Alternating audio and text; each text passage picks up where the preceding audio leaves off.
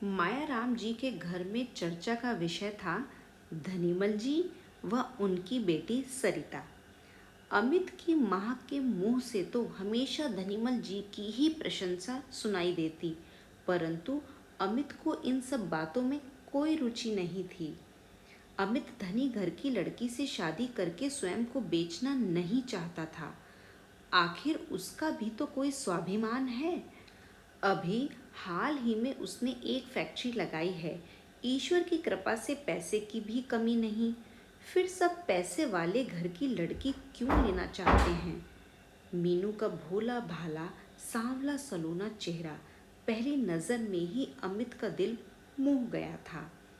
कितना बुरा लगा था उसे जब मीनू के लिए मना किया गया था, पर उसके अंदर इतनी हिम्मत कहाँ कि अपनी माँ और पिताजी के सामने बोल सके। एक दिन उसने माँ के सामने कहने का साहस किया, माँ, तुम सरिता से ही मेरी शादी क्यों कराना चाहती हो?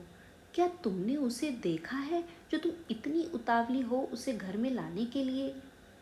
नहीं, मैंने उसे देखा नहीं है, परंतु उसका फोटो तो अच्छा है। क्या बुरी है देखने में? माँ ने जवाब दिया। माँ, मीनू में भी क्या कमी है देखने में? ठीक ही है, फिर पढ़ी लिखी है, अच्छे खानदान की है, और सबसे बड़ी बात तो यह है कि सारे काम करने में चतुर है।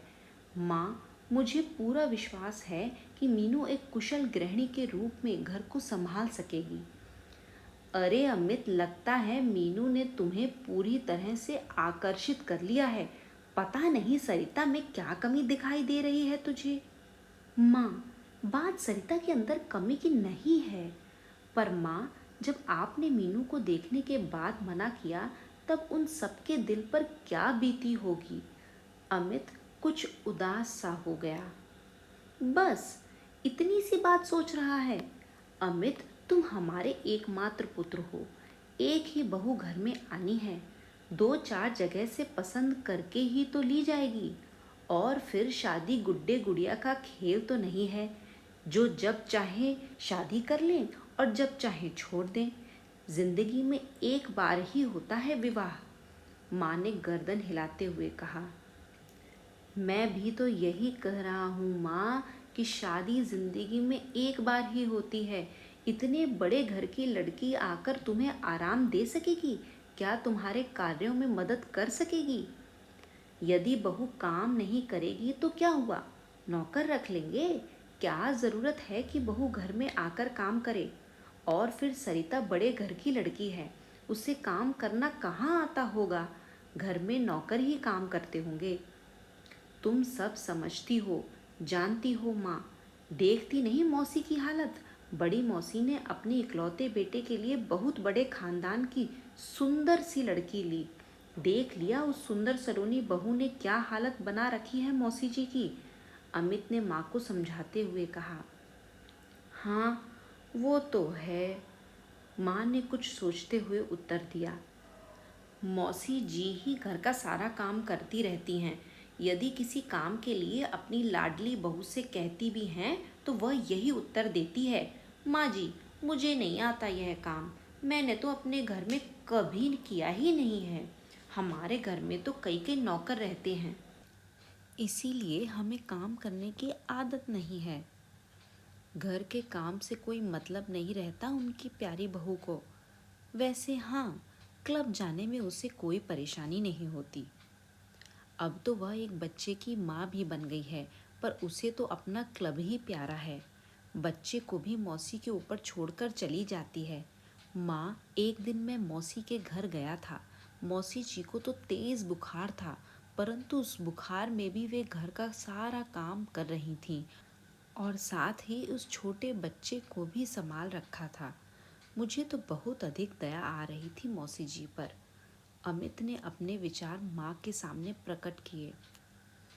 अमित की बातें सुनकर माँ को यह आभास सा होने लगा कि ना जाने बड़े घर की लड़की उनके घर में आकर एक अच्छी बहू के रूप में रह सकेगी कि नहीं। अभी उन दोनों की बातों का सिलसिला चल ही रहा था कि इतने में बाहर एक कार आकर रुकी। धनीमल जी ने उस कार से उतरकर घर के अंदर प्रवेश किया। उनके पीछे पीछे उनका ड्राइवर फल की पेटी लिए आ रहा था। घर में अमित के पिताजी नहीं थे, इसीलिए अमित ने ही उनकी कुशल क्षेम पूछकर उन्हें सम्मान के साथ बिठाया। पिताजी की अनुपस्थिति में उसका ही कर्तव्य था कि वह घर आए मेहमान का स्वागत करे। धनीमल जी के साथ आई फल की पेटी अमित को एक आंख भी नहीं भा रही थी। वह समझता था कि वे अपने पैसे का जादू डालकर सबको मोह लेना चाहते हैं। जब अभी रिश्ता पक्का नहीं हुआ तो फल किस बात के? अमित से रहा नहीं गया। उसने धनीमल जी से पूछ ही लिया, ये फल क्यों लाए हैं आप? इन सब की क्या ज़रूरत थी? धनीमल जी बोले, बेटे, कश्मीर से 4 पेटी सेब मंगाए थे। मैंने सोचा एक पेटी अमित बेटे के घर भी ले चलें। खाकर देखो बेटे, बहुत मीठे सेब हैं। उनकी यह बात सुनकर अमित को क्रोध सा आ गया। इससे पहले कि वह कुछ जवाब देता, पिताजी ने कमरे में प्रवेश किया। पिताजी के आते ही अमित उठकर बाहर चला गया और माँ के पास आकर बैठ गया। माँ ने उसका उदास चेहरा देखकर पूछा, बेटे क्या बात है, इतने उदास क्यों हो गए हो? माँ, अभी कोई बात नहीं हुई है, रिश्ता तय नहीं हुआ है और धनीमल जी फल की पेटी लेकर आ गए हैं। कहते हैं कश्मीर के मीठे सेब हैं, जैसे कभी हमने मीठे सेब खाए ही नहीं हैं। अमित गुस्से में बोलता रहा। माँ ने उसे समझाते हुए कहा, इसमें इतना गुस्सा होने की क्या बात है? जब संबंध जुड़ जाता है तब खाली हाथ नहीं जाते हैं। ऐसा ही उन्होंने किया है। इतना गुस्सा करने से क्या फायदा है? अच्छा माँ, तो तुम भी उनके ही पक्ष में बोल रही हो। ठीक है, तो तुम सबने सरिता को इस घर में लाने की ही ठान रखी है। गुस्से में बड़बड़ाता हुआ अमित सामने रखा समाचार पत्र देखने लगा। धनीमल जी उस दिन सरिता को दिखाने के लिए तिथि निश्चित करने आए थे।